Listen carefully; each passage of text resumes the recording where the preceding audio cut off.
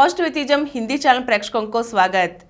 हिंदी के प्रमुख कवि एम.ए. राजस्वी से लिखी हुई महान वैज्ञानिक जगदीश चंद्र बोस की जीवन गाथा को हम जान रहे हैं ना। आज के अंक में यांत्रिक और विद्युतीय उद्दीपन के बारे में जगदीश चंद्र बोस की भाषण के बारे में जानेंगे। रॉयल सोसाइटी में डॉक्टर बोस के आज के भाषण का विषय था यांत्रिक और विद्युतीय उद्दीपन से निर्जीव पदार्थ में प्रतिक्रिया। उनके पीछे बाई और मानचित्र टंगा हुआ था। इस मानचित्र में विष और गर्मी के कारण पेशियों पर होने वाली प्रतिक्रिया का रिकॉर्ड और उनकी थकान की अवस्थाओं के साथ ही धात्विक पदार्थों पर तदनुरूप प्रतिक्रिया चित्रित की गई थी। प्रायोगिक उपस्कर उनके सामने एक मेज पर रखे हुए थे। डॉक्टर बोस ने अपने भाषण के द्वारा स्पष्ट किया कि विद्युतीय प्रतिक्रिया ही सजीव और निर्जीव के बीच कसौटी मानी जाती है। जहाँ प्रतिक्रिया है वह जीवन है और जहाँ प्रतिक्रिया नहीं वह जीवन नहीं।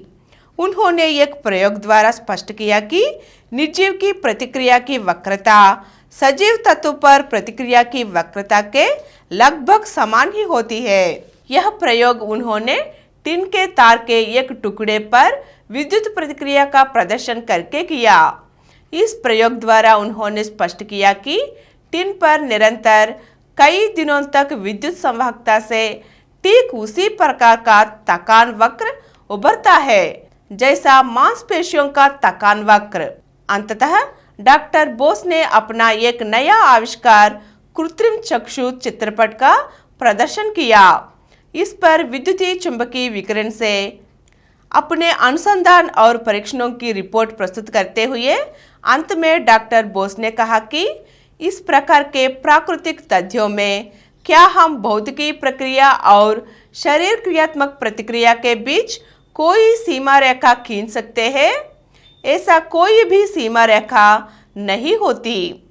जब मैंने अपने आप बने इन रिकॉर्डों में मूक साक्ष्य को देखा और सभी वस्तुओं में व्याप्त एकता का अवलोकन किया, सृष्टि का कण-कण जो प्रकाश की लहरों से कंपित होता है, हमारी पृथ्वी का जीवन और प्रकाशवान सूर्य जो हमारे ऊपर चमक रहा है, तभी मैं पहली बार उस संदेश को कुछ समझा सका जिसकी घोषणा मेरे पूर्वजों ने 30 शताब्दी पहले की थी।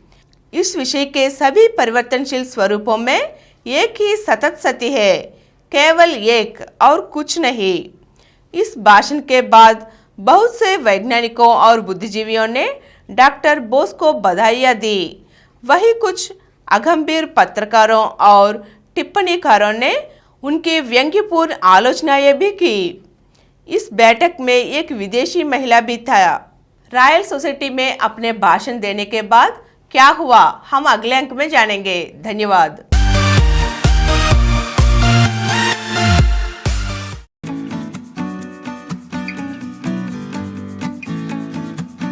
और कुछ वीडियो के लिए कृपया हमारे चैनल को सब्सक्राइब कीजिए और नीचे हुए घंटे के निशान पर दबाइए। Please download Samaram multi-channel app and watch your favorite channels from your mobile. App available on Google Play Store and subscribe to the channels.